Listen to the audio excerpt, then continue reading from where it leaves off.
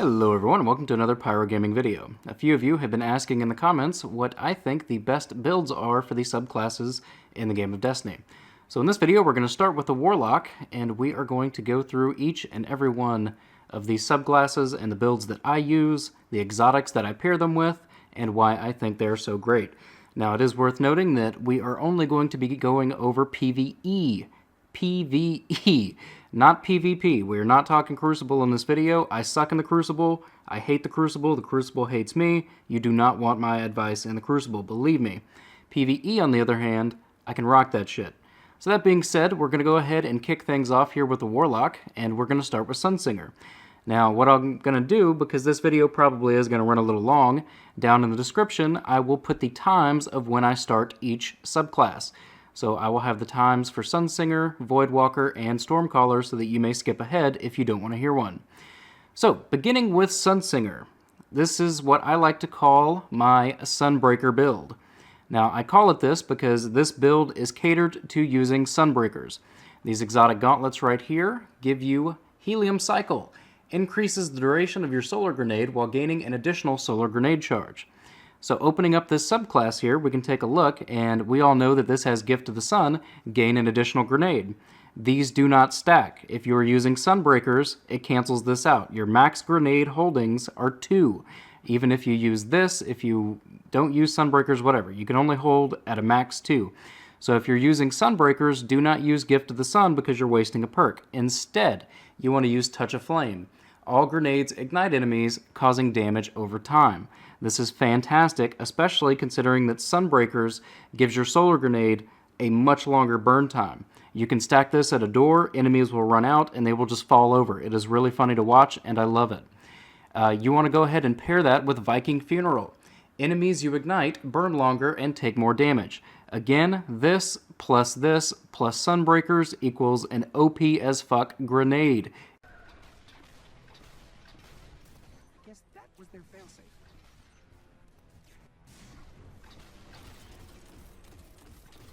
It is amazing. As far as your armor, your recovery, and your agility, this doesn't really matter. You put it however you want. Moving on to Scorch, I prefer Flame Shield. Flame Shield has saved me. I can't not even tell you how many times. The cool thing about Flame Shield is you don't actually have to get a kill with your melee in order to get the shield. All you have to do is damage an enemy with your melee to get the shield. So this is definitely awesome. Pair that with a Viking Funeral, pair that with this, and this is actually a pretty good melee right here. As far as the super, if you're using Sunsinger and not using Fireborn, why? What's the point? That's all I'm going to say about this. If you're using Radiance on Sunsinger, this should be your super. Hands down, period, end of discussion. Moving on to your jump, again, it's whatever you feel comfortable with. I like to use Focus Burst because Glide's kind of weak. I like to have that initial oomph to get me up and going. And lastly, we have Solar Grenade. A lot of people like to use Fusion Grenade. I like Solar Grenade. With Sunbreakers, these sit on the ground and burn for about 10 seconds, and you can do massive amounts of damage with the build that I just showed you.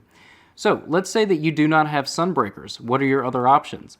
If I'm not using Sunbreakers, the next thing that I'm using is Purifier Robes. Now for Purifier Robes, Burn Brighter. Activating Radiance from Death disorients nearby enemies. This acts as kind of a flashbang when you self-res when you're dead. And it kind of gives the enemies around you the effect as if an enemy were to walk into a Ward of Dawn and you had Helm of Saint 14 on. They're just kind of blinded temporarily. And this is a really cool exotic because, you know, let's say you're doing something like the Raid, or, you know, you're doing like a Strike or a Nightfall or something like that. We've all know that these enemies like to just hang out by your dead ghost and shoot your ghost for no apparent reason. So having this, it gives you that couple of extra seconds to disorient them, get out of the way, and get to safety. Now, if you're using this, we're going to change our build up a little bit. So we no longer have the free double grenade from Sunbreakers, so we're going to go ahead and put Gift of the Sun back on. And the reason being is because having 2 grenades is going to be able to do more damage than 1 grenade with Touch of Flame. Now, if you're using Sunbreakers and you have that double grenade, then you definitely want to keep this on. But without Sunbreakers, you definitely want to use Gift of the Sun and get that second grenade charge. It's going to help you out in the long run. So if you do not have Sunbreakers, if you do not have Purifier Robes, the next recommendation I have for you would be Heart of the Praxic Fire. Oh, and one more thing about Purifier Robes. It comes with special ammo and heavy ammo. These are guaranteed perks. You will get them 100% guaranteed. This definitely comes in handy with the nerf to special and heavy ammo that Bungie gave us in the April update. So moving on to Heart of the Praxic Fire, same thing as Purifier Robes. You want to go ahead and double down on your grenade here, as opposed to using Touch of Flame. And this is a pretty underwhelming exotic, if I'm being honest. All it does is it increases agility and decreases your ability cooldown when Radiance is active. So when you pop your self-res, it's going to make your melee and your grenade cooldown faster, and it sounds cool, but in all actuality, all you're getting is like an extra maybe 2 grenades that you can throw, which isn't really that much. So that's all I'm going to cover right now for Sunsinger. I mean, I could go into more in depth and say use the Ram for the extra armor, use Light Beyond Nemesis for quick revives, but we're just talking about the main builds here. And this is what's really important, guys. The exotics that you use, they're just going to accentuate this. But the main thing that you need to take away from Sunsinger is you want to build this not for a good super, but for a good grenade. So just to recap, Touch of Flame, Sunbreakers, Viking Funeral, Flame Shield, Radiance, or Fireborn, and Solar Grenade. So that's going to do it for Sunsinger, and we are going to move on to Voidwalker now. Now, Voidwalker, not a lot of people are using these days, and I'm going to tell you, you're missing out, because here in Year 2, Voidwalker is actually incredibly fun to use if you build it the right way. So for Voidwalker, I'm going to show you first my Nothing Manacles build. Nothing Manacles is an exotic gauntlet, and its exotic perk here is Scatter Charge. Enables tracking on scatter grenades, hold an extra scattered grenade charge. Now, when it says enable tracking, it basically turns these grenades into miniature Yellerhorn rounds with Wolfpack rounds. It is incredibly cool and super fun to use. So taking a look at Voidwalker, this is how we build it to maximize our Nothing Manacles. First of all, you're going to have your scatter grenades on. Jump does not matter, pick whichever one you want. Nova Bomb, we're not using this for Nova Bomb. I prefer Vortex just because it creates a big area of damage and a lot of enemies can get sucked into it. Energy Drain, this one's pretty important, guys, so listen up. Energy Drain is what makes this subclass special. So I like to use Lifesteal because every time you melee somebody, it gives you a little bit of health back. So for stuff like Exposure or Trickle or something like that, this is actually really, really handy. If you don't want to use Lifesteal, then you can go ahead and pair it with Soul Rip, and this one works pretty well too with the build that we're going to do. Like I said, I just prefer Lifesteal, but these are pretty much interchangeable as far as what we're going to do to our grenades. None of this matters. You can pick that on your own. The first one that we have to have here is the Hunger. Increase the duration of Energy Drain effect. Now, Energy Drain is a powerful melee attack which drains energy from enemies and uses it to reduce cooldown of your grenade. So every time Energy Drain is active, your grenades are coming back faster. And that's going to be the basic premise of what we're working with here.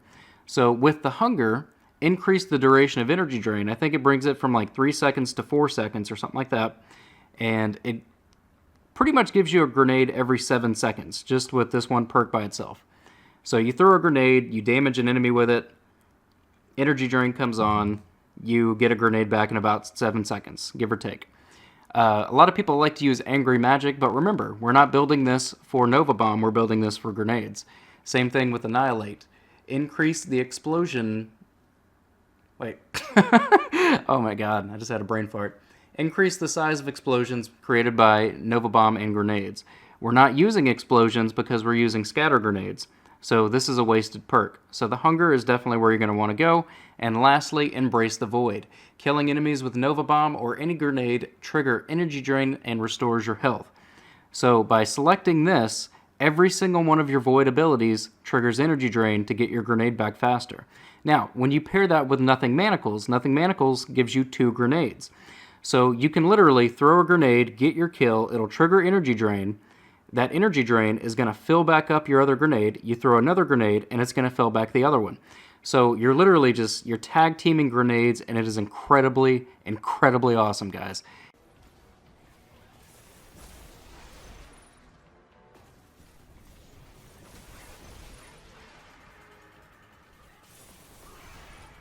It is so much fun to use.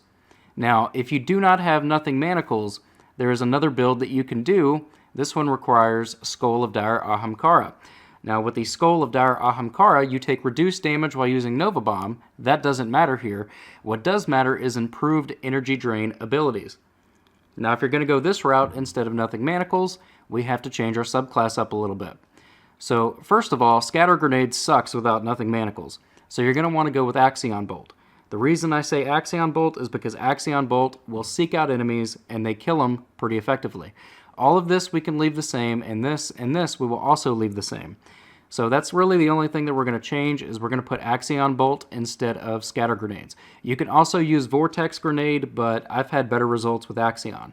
So the way that this works is with the Skull of Dire Ahamkara, with the improved energy drain abilities, it's going to further reduce that cooldown of your Void Grenade. So you're going to throw a grenade, and energy drain is going to last for about 4 seconds, and in that 4 seconds, you're getting that grenade back. It is incredibly awesome and is really fun to use, especially with Prison of Elders. When it is a grenade challenge, Warlocks just shine above everybody else. So that is the Ahamkara build. The last one that I'm going to show you here is going to be the Ram build. Now, the Ram gain increased armor, and all Voidwalker melees trigger lifesteal. So again, we're going to go into our little subclass here, and we're going to make a few changes. Since the Ram triggers lifesteal, and you don't actually have to kill the enemy with the Ram on to trigger lifesteal, for that, we're going to use Soul Rip. So now we're getting both of these, and we're only actually selecting one because the Ram's giving us the other one for free. So if you pair the Ram with its Void armor, or with its increased armor, and then pair it with another piece of armor down here in your chest that gives you Void armor, you become basically a tank. And that's not an exaggeration. It is incredibly, incredibly ridiculous. So that's going to go ahead and wrap it up for Voidwalker. That's about all I have for that. So lastly, we are going to talk about Stormcaller. Now, I'm going to be honest with you, I don't use Stormcaller very often. The only time that I use Stormcaller is when I have a bounty for arc ability kills, or if I need to get super kills in the Prison of Elders. So looking at this, I prefer the Pulse Grenade. The Storm Grenade is also very good, depending on what you're going for. For hordes of low-level enemies, I would say this. For bosses, I would say this. Jump doesn't matter. For Storm Trance, I like to use Superconductor. Doubles your doubles your Storm Trance lightning abilities and chaining abilities.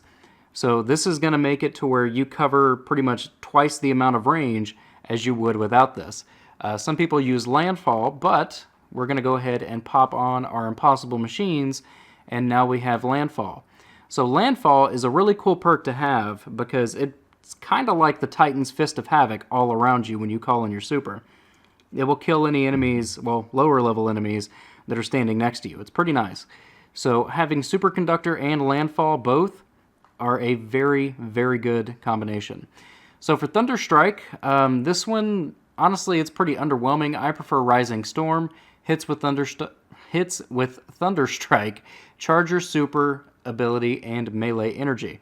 So when you're killing an enemy with melee, you're getting a little portion of your melee back.